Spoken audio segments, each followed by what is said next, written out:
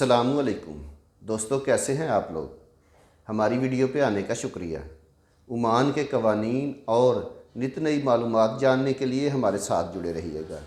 दोस्तों, आज ओमान के सुल्तान इज़्ज़त मआब जनाब हैसम बिन तारक साहब ने कुछ गैर मुल्कियों को शहरियत देने के हवाले से एक शाही फरमान जारी किया है। मोहतरम सुल्तान ने 30 अफराद को शहरियत देने से मुतल्लक शाही फरमान 48/2021 जारी किया है, जिसके मुताबिक 30 गैर मुल्की अफराद को ओमानी नेशनलिटी दी जाएगी। दोस्तों, ये नेशनलिटी किन किन अफराद को दी जाएगी, उन सब के मैं नाम और तमाम तफसीलात आपको दूसरी वीडियो में शेयर करूँगा। वीडियो अगर आपको वाकई अच्छी लगी है तो इसे लाइक ज़रूर कर दीजिएगा, और चैनल पे आप नए हैं तो इसे सब्सक्राइब ज़रूर कर दीजिएगा। मिलते हैं नेक्स्ट किसी अच्छी सी वीडियो के साथ। तब तक के लिए अल्लाह हाफ़िज़।